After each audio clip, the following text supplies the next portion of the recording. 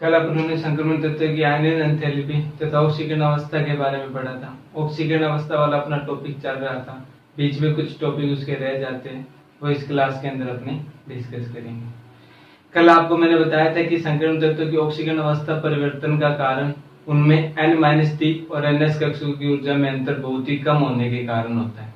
अर्थात जब NS orbital किसी बंध में भाग ले रहा होता है, उसी समय N-D ऑर्बिटल भी क्या करता है, किसी बंध में भाग लेने की प्रवृत्ति रखता है, जिसके कारण क्या हो जाता है, इनकी ऑक्सीकरण अवस्था परिवर्तित हो जाती है।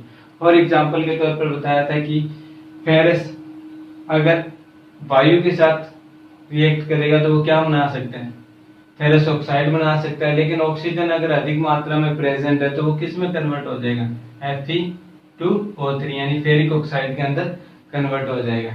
इसमें इसकी ऑक्सीजन अवस्था क्या निकल के आती है, Fe+2, और इसके अंदर इसकी ऑक्सीजन अवस्था क्या निकल के आती है, Fe+3।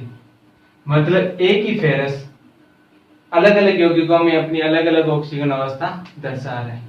दर्शाने का इसका रीजन सिंपल सा ही होगा कि N-D और NS जो ऑर्बिटल है, उन ऑर्बिटल के बीच की जो एनर्जी के अंदर डिफरेंस है, वो डिफरेंस क्या है, बहुत ही कम है। और इसके अतिरिक्त ये भी लिख सकते हैं कि N-D भी क्या रखते हैं, जो इलेक्ट्रॉन होते हैं वो बंध बनाने में भाग लेते हैं या बंध बनाने की प्रवृत्ति रखते हैं, जिसके कारण इनकी ऑक्सीजन अवस्था क्या होती जाती है, परिवर्तित होती जाती है। ठीक है, तो इनकी ऑक्सीजन अवस्था स्कैंडियम से Mn तक क्या होती है, कंटिन्यू बढ़ती जाती है। क्यों बढ़ती जाती है, सिंपल सा रीजन है कि स्कैंडियम से Mn तक d ऑर्बिटल में अयुग्मित इलेक्ट्रॉनों की संख्या बढ़ती जाएगी। आपको बताया था ना कि ऑक्सीजन अवस्था को फाइंड करने का एक फॉर्मूला था कि d ऑर्बिटल में अयुग्मित इलेक्ट्रॉनों की संख्या काउंट कर लो प्लस में 4s ऑर्बिटल में अयुग्मित इलेक्ट्रॉनों की संख्या देख लो। तो अपने को पता है कि Mn तक क्या होता जाता है, d ऑर्बिटल में 3d ऑर्बिटल में अयुग्मित इलेक्ट्रॉनों की संख्या बढ़ती जाती है। लेकिन मैग्नीज के पश्चात जिंक तक कंटिन्यू क्या होता जाता है, d ऑर्बिटल में अयुग्मित इलेक्ट्रॉनों की संख्या घटने लगती है, अर्थात इलेक्ट्रॉनों का युग्मन होना स्टार्ट हो जाता है, जिसके कारण इनके Mn के पश्चात ऑक्सीजन अवस्था घटने लग जाती है। और संक्रमण तत्व का सबसे अधिक ऑक्सीजन अवस्था दर्शाने वाला यौगिक कौन निकल के आता है, Mn, मैग्नीशियम निकल के आता है। ठीक है, उसके बाद में कभी कभी ये क्वेश्चन पूछा जाता है कि क्या कारण है कि Mn2 Mn3 की तुलना में ज्यादा स्थायी है। क्या कारण है Mn2 Mn3 की तुलना में ज्यादा स्थायी है। तो ऐसे क्वेश्चनों को सोल्व करने के लिए बस सिंपल सा फॉर्मूला है कि सबसे पहले जो भी यौगिक जो भी आपको दे रखा है, संक्रमण तत्व दे रखा है, उसका इलेक्ट्रॉनीय विन्यास लिख लो। जैसे मैग्नीज का इलेक्ट्रॉनीय विन्यास क्या होता है, आर्गन तक इलेक्ट्रॉनीय विन्यास उसके बाद 3d5 4s2, यही होता है ना। तो हम अभी जब Mn+2 में देखते हैं तो क्या हो सकता है, इसके इलेक्ट्रॉनीय विन्यास आर्गन, क्योंकि हमेशा इलेक्ट्रॉन लास्ट वाले ऑर्बिटल से निकलते हैं, इसका लास्ट वाला ऑर्बिटल कौन सा, 4s है। तो इससे अगर 2 इलेक्ट्रॉन निकाल देते हैं तो क्या होगा, 3d5 4s0। इसमें क्या बोल रहा है, Mn3 मतलब मैग्नीशियम, कहने का मतलब क्वेश्चन इसने इस टाइप से दे रखा है Mn+2 Mn+3। तो इसकी ऑक्सीजन जब इसका इलेक्ट्रॉनीय विन्यास फाइंड आउट करते हैं तो ये निकल के आता है, और इसका इलेक्ट्रॉनीय विन्यास फाइंड आउट करते हैं तो क्या निकल के आएगा, 3d ऑर्बिटल से एक इलेक्ट्रॉन चला जाएगा, 4 हो जाएगा और 4s 0 हो जाएगा। अब अपने को बताया था मैंने कि अर्धभरित और पूर्ण रिक्त जो विन्यास होता है, वांशिक भरित और पूर्ण रिक्त विन्यास की तुलना में क्या होता है, ज्यादा स्थायी होता है। ये विन्यास इस विन्यास की तुलना में क्या है, ज्यादा स्थायी है। इसलिए अपने कह सकते हैं कि Mn+2 Mn+3 की तुलना में क्या होगा, ज्यादा स्थायी होगा। इसी से रिलेटेड फेरस का क्वेश्चन होगा कि Fe+2 व Fe+3 में कौन ज्यादा स्थायी है। तो आप खुद ही चेकआउट करोगे कि Fe+2 के इलेक्ट्रॉनीय विन्यास क्या निकल के आएगा, 3d6 4s0, और Fe+3 का क्या निकल के आएगा, 3d5 4s0। आर्गन इससे पहले भरा होगा, इसलिए आर्गन में दिखाता, शो ऑफ नहीं कर रहा है यहाँ पर। ठीक है, तो जब चेक आउट करोगे तो अपने को पता है कि ये इलेक्ट्रॉनीय विन्यास क्या है, अर्धभरित और पूर्ण रिक्त है, जबकि ये आंशिक भरित और पूर्ण रिक्त है। पूर्ण रिक्त और अर्धभरित विन्यास आंशिक रिक्त और पूर्ण रिक्त से क्या होता है, ज्यादा स्थायी होता है। ज्यादा स्थायी होने के कारण अपने कह सकते हैं कि Fe+3 Fe+2 की तुलना में क्या होगा, ज्यादा स्थायी होगा। इससे रिलेटेड क्वेश्चन कुछ भी बना सकता है। वो कल भी बताया था कि Scandium+2 और Scandium+3 में कौन ज्यादा स्थायी होगा। तो आपको खुद ही क्या करना है, रफ कॉपी में ऐसे क्वेश्चन लिख के देखने और चेकआउट करना है, ठीक है। उसके बाद में कभी कभी एग्जाम में ये भी पूछ लेता है कि Chromium+2 अपचायक है जबकि Mn+3 ऑक्सीकारक है, जबकि दोनों के विन्यास का ऑर्बिटल d4 है। अर्थात जब इसका ऑर्बिटल चेक करते हैं तो आर्गन 3d4 4s 0 निकल के आता है, और इसका चेक करते हैं तो आर्गन 3d4 4s 0 निकल के आता है। अपचायक का मतलब होता है इलेक्ट्रॉन देने की प्रवृत्ति रखता है, और ऑक्सीकारक का मतलब होता है इलेक्ट्रॉन लेने की प्रवृत्ति रखता है। अपचायक हमेशा एक या एक से अधिक इलेक्ट्रॉन देगा, ऑक्सीकारक क्या होगा, एक या एक से अधिक इलेक्ट्रॉन लेगा। तो इसमें ये कह रहा है कि क्रोमियम जिसके इलेक्ट्रॉनीय विन्यास Mn+3 के समान ही है, लेकिन ये अपचायक की तरह भांति कर रहा है जबकि ये ऑक्सीकारक की तरह भांति व्यवहार कर रहा है।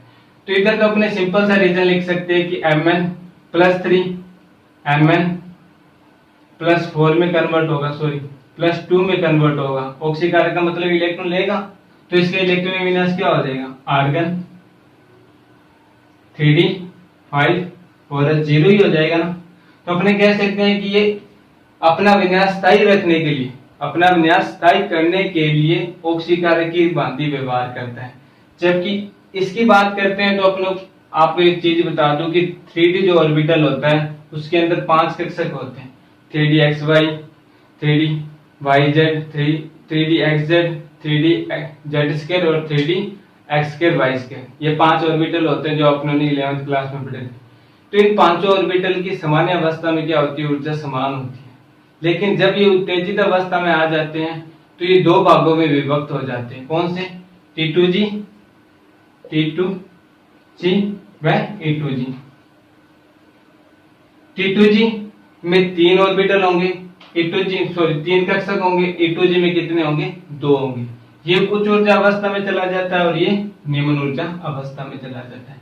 अगर क्रोमियम एक इलेक्ट्रॉन त्याग देगा, अपचायक का मतलब त्यागना ही होगा, अगर क्रोमियम एक इलेक्ट्रॉन त्याग देगा तो इसका विन्यास क्या आ जाएगा, यही हो जाएगा। मतलब क्रोमियम+2 अगर एक इलेक्ट्रॉन त्यागता है, क्रोमियम+3 बनाता है तो इसका विन्यास ये निकल के आता है।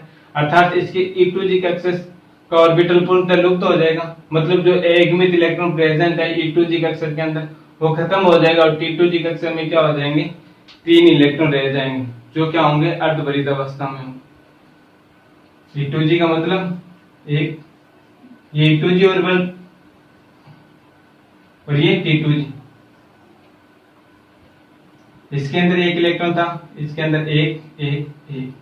जब इसकी विन्यास क्रोमियम+2 की बात की जा रही थी, क्रोमियम+2 की बात की जा रही थी, तो ये विन्यास था इसे। E2g में कौन एक इलेक्ट्रॉन था और T2g में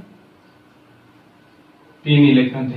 अगर क्रोमियम अपचायक की तरह भांति व्यवहार कर रहा है तो इसका मतलब इस ऑर्बिटल से क्या होगा, एक इलेक्ट्रॉन मुक्त हो जाएगा, ये खाली हो जाएगा। इसमें क्या रह जाएंगे, 3 इलेक्ट्रॉन ले जाएंगे जब ये क्रोमियम अपचायक की तरह भांति व्यवहार करेगा, अर्थात क्रोमियम+3 बनाएगा। तो अपने कह सकते हैं कि इस विन्यास को प्राप्त करने के कारण ये क्या करता है, अपचायक की तरह भांति व्यवहार करता है, क्योंकि ये विन्यास पूर्व के विन्यास की तुलना में क्या होता है, ज्यादा स्थायी होता है। ज्यादा स्थायी होने का कारण आप खुद ही देख लो, ये पूर्ण रिक्त है और ये अर्धभरित है, ये पूर्ण रिक्त है और ये अर्धभरित है। डी ऑर्बिटल की पांचों ऊर्जा समान होती है सामान्य अवस्था में, लेकिन जब वो उत्तेजित अवस्था में जाता है तो दो भागों में T2g और E2g में विभक्त हो जाते हैं। T2g उच्च ऊर्जा अवस्था वाला होता है और T2g निम्न ऊर्जा अवस्था वाला होता है। अब अगर क्रोमियम+2 है, यहाँ पर क्रोमियम+2 अगर वो एक इलेक्ट्रॉन त्याग कर क्रोमियम+3 बनाता है तो इसका विन्यास इस टाइप का हो जाएगा, मतलब पूर्ण रिक्त हो जाएगा और ये अर्धभरित हो जाएगा। ये विन्यास पूर्व के विन्यास से, मतलब इस विन्यास से क्या होता है, ज्यादा स्थायी होता है। ज्यादा स्थायी होने के कारण क्रोमियम+2 क्या करता है, अपचायक की तरह भांति व्यवहार करता है, और जो Mn+3 है वो ऑक्सीकारक की भांति व्यवहार करता है। इसका ऑक्सीकारक की भांति व्यवहार करने का कारण सिंपल सही है, एक इलेक्ट्रॉन ग्रहण करके ये बनाएगा, ये विन्यास क्या होगा, पूर्व के विन्यास से मतलब D4 विन्यास से क्या होगा, ज्यादा स्थायी होगा। इस ज्यादा वाले स्थायी वाले विन्यास को प्राप्त करने के लिए Mn+3 क्या करता है, ऑक्सीकारक की भांति व्यवहार करता है, जबकि क्रोमियम इलेक्ट्रॉन त्याग कर क्रोमियम+3 बनाएगा तो ये विन्यास धारण करेगा, मतलब T2G में 3 ऑर्बिटल अर्धभरित अवस्था में आ जाएंगे, T2G में दोनों ऑर्बिटल खाली हो जाएंगे। ये विन्यास पूर्व के विन्यास है, मतलब क्रोमियम+2 के विन्यास की तुलना में क्या होते हैं, ज्यादा स्थायी होते हैं। ज्यादा स्थायी होने के कारण ये क्या करता है, अपचायक की तरह व्यवहार करता है। ठीक है, सिंपल सा रीजन इतना ही बताना है। इस विन्यास को प्राप्त करने के लिए Mn+3 ऑक्सीकारक की तरह भांति व्यवहार करता है, जबकि क्रोमियम+2 T2G में अर्धभरित अवस्था लाने के लिए क्या करता है, अपचायक की तरह व्यवहार करता है।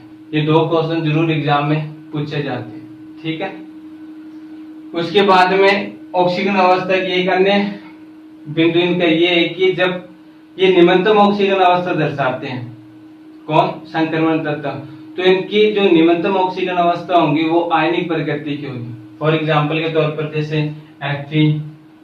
Fe(Cl2) बनाएगा तो ये कौन से प्रकृति का होगा, आयनिक प्रकृति का होगा, क्योंकि इसमें इसकी ऑक्सीजन अवस्था क्या निकल के आ रही है, Fe+2 निकल के आ रही है। अर्थात जब इनकी ऑक्सीजन अवस्था निम्न होगी तो इनके बनने वाले यौगिक कौन से प्रकृति के होंगे, आयनिक प्रकृति के होंगे। लेकिन जैसे जैसे इनकी ऑक्सीजन अवस्था बढ़ती जाएगी वैसे वैसे इनकी प्रकृति क्या होती जाएगी, सहसंयोजक होती जाएगी। ठीक है, जैसे अब FeCl4 बनाएगा या TiCl4 बनाएगा तो इनकी प्रकृति क्या होगी, आयनिक सहसंयोजक प्रकृति की होगी। अपने को फायंस का नियम भी पढ़ा था ना, कि क्या था कि जैसे जैसे क्या होता जाता है, किसी यौगिक किसी तत्व पर ऑक्सीजन अवस्था बढ़ती जाती है तो उस तत्व के में सहसंयोजक गुणों में वृद्धि होती जाती है तथा आयनिक गुणों में कमी होती जाती है। ये रूल यहाँ पर लागू करना है कि जैसे जैसे क्या हो रहा है, ऑक्सीजन अवस्था बढ़ रही है वैसे वैसे इन जो संक्रमण तत्व है कि यौगिकों की प्रकृति क्या होती जाती है, आयनिक से सहसंयोजक होती जाती है। ठीक है, उसके बाद में ये आता है कि संक्रमण तत्वों की निम्न अवस्था वाले जो निम्न ऑक्सीजन अवस्था वाले जो ऑक्साइड होंगे वो क्षारीय प्रकृति के होंगे, जबकि उच्च ऑक्सीजन अवस्था वाले जो ऑक्साइड होंगे वो अम्लीय प्रकृति के होंगे, और निम्न ऑक्सीजन यानी मध्य वाली ऑक्सीजन अवस्था वाले जो ऑक्साइड होंगे वो उभयधर्मी प्रकृति के होंगे। निम्न ऑक्सीजन अवस्था वाले ऑक्साइड जैसे इसमें इसकी ऑक्सीजन अवस्था टाइटेनियम ऑक्साइड की क्या निकल के आ रही है, ऑक्सीजन अवस्था Ti+2 निकल के आ रही है। मैग्नीज ऑक्साइड में Mn की कितनी निकल के आ रही है, Mn+2 निकल के आ रही है, यानी इनकी ऑक्सीजन अवस्था +2+2 है, मतलब निम्नतम है, क्योंकि अपनों ने देखा था कि संक्रमण तत्वों की निम्नतम ऑक्सीजन अवस्था +2 ही होती थी। ठीक है, तो हम निम्नतम ऑक्सीजन अवस्था वाले जो ऑक्साइड होंगे वो किस प्रकृति के होंगे, क्षारीय प्रकृति के होंगे। जैसे जैसे ऑक्सीजन अवस्था बढ़नी स्टार्ट होती है, जैसे इसमें वेनेडियम ऑक्साइड और मैग्नीशियम ऑक्साइड में चेक करते हैं तो वेनेडियम की ऑक्सीजन अवस्था +3 निकल के आ रही है, इसमें भी इसकी ऑक्सीजन अवस्था मैग्नीज की +3 निकल के आ रही है, अर्थात ऑक्सीजन अवस्था धीरे धीरे बढ़ने लगी। तो इनकी जो प्रकृति होती जाती है ऑक्साइडों की वो क्या होती जा रही है, उभयधर्मी होती जा रही है। जैसे ही ऑक्सीजन अवस्था उच्च हो जाती है, जैसे क्रोमियम ऑक्साइड की ऑक्सीजन अवस्था चेक करते हैं तो +6 निकल के आ रही है, इसकी चेक करते हैं तो Mn+6 निकल के आ रही है। Mn2O7 की चेक करते हैं तो Mn की ऑक्सीजन अवस्था +7 निकल के आ रही है। मतलब ये उच्च ऑक्सीजन अवस्था वाले क्या है, ऑक्साइड है, और उच्च ऑक्सीजन अवस्था वाले ऑक्साइडों की प्रकृति क्या होगी, अम्लीय होगी। ये भी 11th क्लास में था, विद्युत यानी कौन सा चैप्टर था, परमाणु की आवर्ती वाला चैप्टर था, उसी में था कि जैसे जैसे ऑक्सीजन अवस्था बढ़ती जाती है वैसे वैसे ऑक्साइडों की प्रकृति अम्लीय क्षारीय से अम्लीय होती जाती है। अम्लीय होने का कारण भी बताया था कि ऑक्साइड प्रकृति ऑक्सीजन अवस्था बढ़ने पर क्या होता जाता है, प्रभावी नाभिकीय आवेश बहुत ज्यादा प्रभावी हो जाता है, अर्थात इलेक्ट्रॉन की संख्या कम हो रही है। नाभिक क्या करेगा, अपना संतुलन बनाने के लिए इलेक्ट्रॉन को अपनी ओर खींचेगा, जिसके कारण प्रकृति कौन सी हो जाएगी, इनके ऑक्साइडों की अम्लीय प्रकृति की हो जाएगी। अपने को पता था कि अम्लीय प्रकृति का मतलब इलेक्ट्रॉन लेने से होता है और क्षारीय प्रकृति का मतलब इलेक्ट्रॉन देने से होता है। कौन से नियम के अनुसार, लुईस के नियम के अनुसार। लुईस की अवधारणा पढ़ी थी ना, उसके अंदर बताया था कि ऐसे यौगिक जो इलेक्ट्रॉन देते हैं क्षारीय प्रकृति के होते हैं और इलेक्ट्रॉन ग्रहण करते हैं वो अम्लीय प्रकृति के होते हैं। तो ऑक्साइडों की जब Mn पर +7 चार्ज आएगा तो मतलब ये क्या करेगा, इलेक्ट्रॉन ग्रहण ही करेगा और अधिक इलेक्ट्रॉन नहीं दे सकेगा, क्योंकि 7 इलेक्ट्रॉन इसने पहले ही दे दिए। तब इसकी प्रकृति कौन सी होगी, अम्लीय होगी ना। तो सिंपल सा रीजन सिर्फ माइंड में इतना ही रखना कि जैसे जैसे ऑक्साइडों की जैसे जैसे क्या होता जाता है, संकीर्ण तत्वों पर ऑक्सीजन अंक बढ़ता जाता है, वैसे वैसे इनके ऑक्साइडों की प्रकृति क्या होती जाती है, क्षारीय से अम्लीय होती जाती है। उसके बाद में एक क्वेश्चन पूछा जाता है कि संकीर्ण तत्वों के अधिकांशतः यौगिकों की जो उच्चतम ऑक्सीजन अवस्था होती है वो फ्लोरीन और ऑक्सीजन परमाणु युक्त यौगिकों से ही होती है। क्यों? संक्रमण तत्वों की जो उच्चतम ऑक्सीजन अवस्था होती है वो फ्लोरीन और ऑक्सीजन युक्त यौगिकों में ही होती है, अन्य किसी यौगिकों में नहीं होती। जैसे अपनों ने इसमें चेक किया है कि मैग्नीज की सबसे ज्यादा ऑक्सीजन अवस्था +7 निकल के आ रही है, लेकिन वो किससे संभव थी, ऑक्सीजन से संभव थी। या यहाँ पर फ्लोरीन लगा सकते थे MnF7, लेकिन अपने ये नहीं लगा सकते थे MnCl7। क्यों? क्योंकि ये बड़े आकार के होते हैं। अपने को पता है कि जितना छोटा आकार होगा उतनी अधिक ज्यादा उनकी क्या होगी, विद्युत ऋणात्मकता होगी। अब फ्लोरीन और ऑक्सीजन के छोटा आकार होता है और उन पर प्रभावी नाभिकीय आवेश भी क्या होता है, उच्च होता है, जिसके कारण वो क्या कर सकते हैं, दूसरे किसी परमाणु या एटम के इलेक्ट्रॉन को अपनी ओर अट्रैक्टिव कर सकते हैं या खींच सकते हैं, ले सकते हैं। अपने को पता है ऑक्सीजन अवस्था उच्च कब होगी, जब वो अधिक से अधिक क्या करेगा, अपने से इलेक्ट्रॉन त्यागेगा। और वो इलेक्ट्रॉन कौन ग्रहण कर सकता है, वही ग्रहण कर सकता है जिसके पास प्रभावी नाभिकीय आवेश बल ज्यादा हो, अर्थात इलेक्ट्रॉन को अपनी ओर खींचने की शक्ति क्या हो, ज्यादा हो। और ये दोनों चीज किस में ज्यादा होती है, फ्लोरीन और ऑक्सीजन में होती है, क्योंकि इनका छोटा आकार होता है। छोटे आकार के कारण और उच्च प्रभावी नाभिकीय आवेश के कारण ये संक्रमण तत्वों के इलेक्ट्रॉन को अपनी ओर क्या कर लेते हैं, अट्रैक्टिव कर लेते हैं, जिसके कारण इनकी अधिकतम ऑक्सीजन अवस्था किन यौगिकों में निकल के आती है, फ्लोरीन और ऑक्सीजन युक्त यौगिकों में ही निकल के आती है। ठीक है, ये कुछ क्वेश्चन है जो एग्जाम में जरूर पूछे जाते हैं। इसका रीजन जरूर पूछा जाता है कि क्या कारण है कि संक्रमण तत्वों की अधिकतम ऑक्सीजन अवस्था फ्लोरीन और ऑक्सीजन युक्त यौगिकों में होती है। तो सिंपल सा रीजन इनका यही होता है, इसका छोटा आकार व उच्च नाभिकीय आवेश के कारण। कुछ आपको चीजें नहीं रखनी होती, बस आपको समझने के लिए माइंड में रखनी होती है, ताकि आप रट्टाफिकेशन ना लगा सको। ये तो ये चीजें कितनी बार ही पढ़ लो नहीं समझ आएगी, एक बार पढ़ोगे रट के अगले 10 दिन बाद में भूल जाओगे। समझे होंगे, कंसेप्ट क्लियर होंगे तो आराम से आपको चीजें याद रहेंगी। जय श्री कृष्ण। अभी कुछ प्रेरक के गुण व कलश के बारे में डिस्कस करेंगे, दोनों ही सिंपल टॉपिक है। तो जब उत्प्रेरक के गुण के बारे में बात आती है तो सबसे पहले अपने को ये पता होना चाहिए कि उत्प्रेरक कहते किसे। तो उत्प्रेरक का मतलब वह पदार्थ से होते हैं जो क्या करते हैं, अभिक्रिया को रासायनिक दृष्टि से तेज या कम कर देते हैं। अर्थात अगर अपने को कोई अभिक्रिया को मंद गति से संपन्न कराना है तो उत्प्रेरक की आवश्यकता होगी, कोई अभिक्रिया को तेज गति से करवाना है तो उत्प्रेरक की आवश्यकता होगी। ये उत्प्रेरक क्या करते हैं, अभिक्रिया के वेग को कम या ज्यादा परिवर्तित करते रहते हैं, लेकिन सभी अभिक्रिया में क्या रहते हैं, अंत तक द्रव्यमान व रासायनिक दृष्टि से वैसे वैसे बने रहते हैं। अर्थात इनमें कोई चेंजिंग नहीं होता। जैसे अगर फॉर एग्जांपल निकल कोई उत्प्रेरक में भाग ले रहा है, कोई अभिक्रिया में भाग ले रहा है, तो उस अभिक्रिया के अंत तक वैसा वैसा ही बने रहेगा। जितना उत्प्रेरक जितनी मात्रा में अपने ने उसको यूज किया है उतनी ही मात्रा उसकी अभिक्रिया के अंत में मिलेगी अपने को। मतलब उसकी मात्रा में या उसके रासायनिक गुण में कोई भी परिवर्तन नहीं होता। ठीक है, जैसे अपने सिंपली लाइफ में देखें तो जैसे प्राइम मिनिस्टर होता है, वो अपने को किसी कार्य में प्रोत्साहित करने के लिए क्या करता है, नई नई स्कीमें लाता है, नए नए लोन्स लाता है, जिससे अपने क्या होते हैं, प्रेरित होते हैं, उस वर्ग की ओर अट्रैक्टिव होते हैं, करने लगते हैं। उसी प्रकार से ये प्रेरक भी किसी भी अभिक्रिया को तेजी से करने के लिए क्या करते हैं, प्रेरित करते हैं।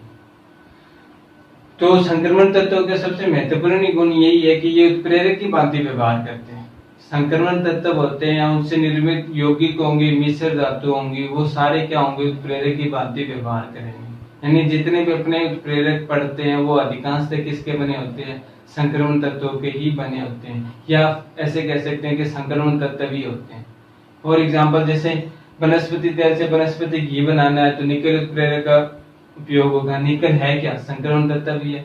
उसी टाइप से अमोनिया जो हैबर विधि से अमोनिया को निर्माण किया जाता है, उसमें भी जो उत्प्रेरक यूज किया जाता है वो फेरस होता है। इसके अतिरिक्त बहुत सारी अभिक्रियाएं हैं, जैसे एल्कीन से एल्केन बनाने के लिए कोबाल्ट उत्प्रेरक का यूज किया जाता है। अन्य सारी अभिक्रियाएं लगभग अपने अधिकांश जितने भी ऑर्गेनिक केमिस्ट्री के अंदर पढ़ेंगे तो उसके अंदर जो उत्प्रेरक यूज होंगे वो अधिकांश किसके बने होंगे, संक्रमण तत्वों के ही बने होंगे। इनके उत्प्रेरक के गुण दिखाने का कारण क्या है, तो इनका सिंपल सा कारण ये है कि इनमें जो n-d ऑर्बिटल होता है वो क्या करता है, उत्प्रेरक सक्रियता को बढ़ाता है, मतलब अणुओं को केंद्र प्रदान करता है कि वहां पर आकर वो क्या करे, अटैक करे या मध्यवर्ती कोई यौगिक बना ले। जैसे फॉर एग्जांपल के तौर पर X कोई उत्प्रेरक है, अगर कोई अभिक्रिया A+B ज्यादा एनर्जी से संपन्न हो रही है, मतलब इस अभिक्रिया को संपन्न कराने के लिए अपने को बहुत ज्यादा एनर्जी की जरूरत हो रही है, तो उस अभिक्रिया में अगर कोई उत्प्रेरक यूज कर लेंगे A+B तो वो क्या करेगा, AX मध्यवर्ती कोई यौगिक बना लेगा जो क्या होगा, अस्थायी होगा, और ये मध्यवर्ती यौगिक B अणु के साथ अभिक्रिया करके क्या बना लेगा, इच्छुक जो अपने को चाहिए वो यौगिक का निर्माण कर लेगा और सब अभिक्रिया से क्या हो जाएगा, अलग हो जाएगा। मतलब उत्प्रेरक होता है ना जो, वो अभिक्रिया को एक सिंपली वे से संपन्न कराता है, मतलब कह सकते हैं कि अभिक्रिया के वेग को कम कर देता है या फिर उसकी जो सक्रियण ऊर्जा होती है उसकी मात्रा को कम कर देता है। यानी कोई अभिक्रिया A B वाली इस वे से संपन्न हो रही है, ये इसकी संकीर्ण ऊर्जा निकल के आ रही है। तो अगर अपने उत्प्रेरक यूज करते हैं A+B और कोई उत्प्रेरक लेते हैं X, तो वो उसकी संकीर्ण ऊर्जा को क्या कर देगा, बहुत कम कर देगा।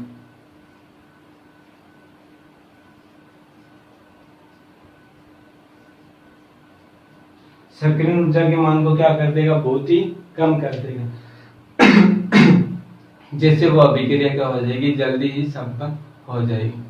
उत्प्रेरक की भांति व्यवहार करने का रीजन इनके पास क्या होता है, n-d ऑर्बिटल में अरिक्त जो कक्षक होते हैं वो क्या करते हैं, उत्प्रेरक की सक्रियता बढ़ाते हैं, अर्थात अणु को अपने साथ अटैच करके अभिक्रिया को जल्दी से संपन्न कराने की कोशिश करते हैं। जैसे ये कोई अभिक्रिया है, नाइट्रोजन को तोड़ने के लिए क्या होता है, नाइट्रोजन त्रिबंधित युक्त होता है, इसको तोड़ने के लिए हाई एनर्जी लगेगी, लेकिन फेरस क्या कर सकता है, इनको अपने साथ अटैच कराने के लिए इतनी एनर्जी दे देगा ताकि ये क्या हो जाए, आसानी से टूट जाए, इनके बीच में जो बंध है वो आसानी से क्या हो जाए, टूट जाए। मतलब ये क्या करता है, इनको केंद्र प्रदान करता है, इनके बीच में जो प्रबल बंध है उनको तोड़ने के लिए केंद्र प्रदान करेगा। और ये केंद्र कहां से आएंगे, इनके n- जो D कक्षक है, जो रिक्त D कक्षक होते हैं, उन्हीं से ये केंद्र निर्मित होता है। यानी एक सतह दे देते, एक प्लेटफॉर्म दे देते हैं इनको कि अपनी जो उनके बीच में जो बंध बने उनको तोड़ने के लिए एनर्जी मिल जाए, और या फिर दूसरे यौगिकों के साथ बंध बनाने के लिए उनको क्या मिल जाए, एनर्जी मिल जाए। जैसे अपने किसी चीज को अगर खेलने के इच्छुक है तो अपने को क्या चाहिए, प्लेटफॉर्म चाहिए, स्टेडियम चाहिए।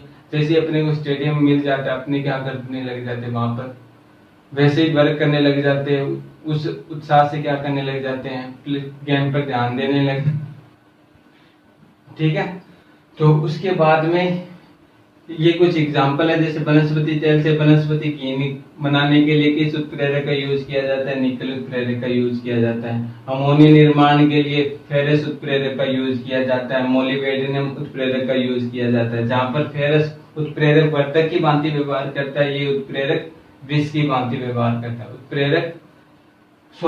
उत्प्रेरक विष की भांति ये व्यवहार करता है, जबकि फेरस किसकी भांति व्यवहार करता है, उत्प्रेरक की भांति व्यवहार करता है। उत्प्रेरक विष का मतलब होता है उत्प्रेरक के गुण को क्या करना, कम करना। या मोलिब्डेनम फेरस की जो उत्प्रेरक सक्रियता होती है उसको क्या करता है, कम करता है। क्यों, क्योंकि अपने को जिस मात्रा में चाहिए, जितनी मात्रा में अमोनिया बनाने के पश्चात इसकी क्रियाशीलता को कम करेंगे तभी ये बनाना कम करेगा। इसलिए मोलिब्डेनम उत्प्रेरक विष के रूप में इस अभिक्रिया में क्या किया जाता है, उपयोग किया जाता है। ठीक है, और भी बहुत सारी अभिक्रियाएं आएंगी ऑर्गेनिक के अंदर, देखेंगे अपने जब पढ़ेंगे। तो वहां पर अधिकांश उत्प्रेरक किसके बने होंगे, संक्रमण तत्वों के ही बने होंगे, या फिर खुद ही संक्रमण तत्व होंगे, निकल होंगे, प्लेटिनम होंगे, टाइटेनियम होंगे, वेनेडियम ऑक्साइड होगा, बहुत सारे उत्प्रेरक होंगे, वो किसी के बने होंगे, संक्रमण तत्वों के ही बने होंगे। उत्प्रेरक के गुण में सिर्फ इतना सा माइंड में रखना है कि इनके उत्प्रेरक के गुण होने का कारण इनमें N-T कक्षक का होना है। ये क्या करते हैं, जो यौगिक होते हैं, अणु होते हैं क्रियाकारी, उनको क्या कर देते हैं, उनके साथ बंध बना लेते हैं, मध्यवर्ती उत्पाद बना लेते हैं, फिर सभी क्या हो जाते हैं, लास्ट में अलग हो जाते हैं। ये एक क्षेत्र प्रदान करते हैं, एक प्लेटफॉर्म देते हैं उनको, ताकि वो क्या कर सके, अपनी एनर्जी को कम या ज्यादा कर सके, अपने बीच में जो बंध बना हुआ है उसे वो क्या कर सके, तोड़ सके।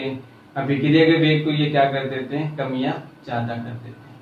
उसके बाद में आता है कि जो उत्प्रेरक होते हैं, जो संक्रमण तत्व होते हैं, उनके अधिकांश यौगिक रंगीन और रंगहीन होते हैं, मतलब कलरफुल होते हैं, कलरलेस होते हैं। इनके होने का कारण क्या है, तो इनके होने का सिंपल सा कारण ये देख लेना कि अगर किसी यौगिक के अंदर, जैसे टाइटेनियम क्लोराइड लेते हैं, तो अपने को पता है Ti+2 निकल के आएगा।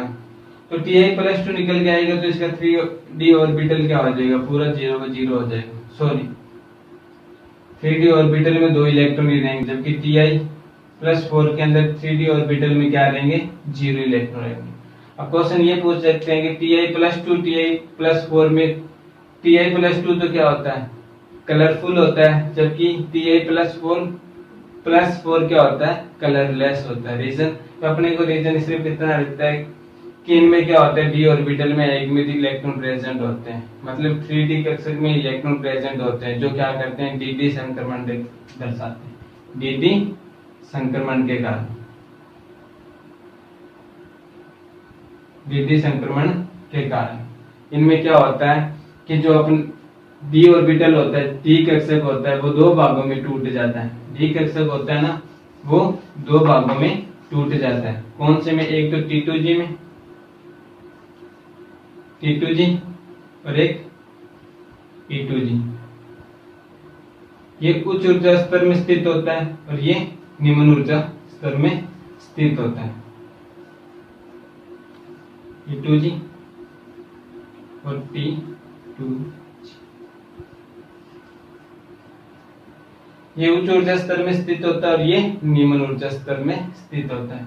जब संक्रमण तत्वों में एकमित इलेक्ट्रॉन प्रेजेंट होंगे तो वो क्या करेंगे, निम्न ऊर्जा स्तर से उच्च ऊर्जा स्तर में क्या करेंगे, विचरण करेंगे।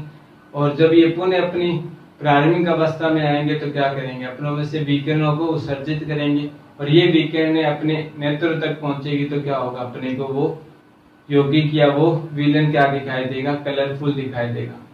जिन यौगिकों के अंदर कोई किसी भी प्रकार के इलेक्ट्रॉन नहीं होते, 3d 0 होता है, जैसे T4 में कोई भी इलेक्ट्रॉन नहीं है, तो इनमें dd संक्रमण नहीं होगा, अर्थात कोई भी इलेक्ट्रॉन उत्तेजित या निम्नतम अवस्था में जाने के लिए मौजूद ही नहीं होगा।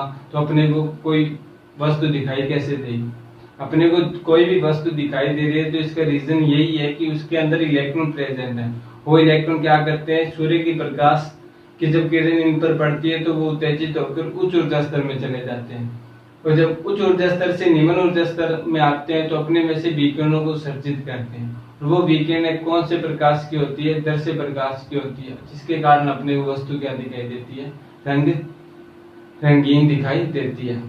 तो इन संक्रमण तत्वों के बारे में जब भी पढ़ेंगे, ऐसा कोई भी यौगिक पूछ ले आपको जिसमें पूछे कि Fe+2 कलरफुल है जबकि Ti+4 कलरलेस है, रीजन बताइए। तो इस सिंपल सा रीजन बताना है कि dd संक्रमण के कारण, बस कुछ नहीं लिखना। dd संक्रमण के कारण क्या होता है, T2G व E2G में इलेक्ट्रॉन का संक्रमण होता है, जिसके कारण क्या होता है, संक्रमण होता है, जिसके कारण इलेक्ट्रॉन उत्तेजित होकर उच्च ऊर्जा स्तर में चला जाता है। जब वापस निम्न ऊर्जा स्तर में आता है तो वो अपने में से दर्श्य विकिरणों को उत्सर्जित करता है, जो दर्श्य प्रकाश के होने के कारण हमें दिखाई देती है। कोई भी यौगिक पूछे कि ये रंगहीन है, ये रंगहीन है, कारण बताइए, तो बस सिर्फ चेक कर लेना कि उसके डी ऑर्बिटल में कोई इलेक्ट्रॉन प्रेजेंट है क्या। डी ऑर्बिटल में अगर इलेक्ट्रॉन प्रेजेंट है तो मतलब वो कलरफुल है।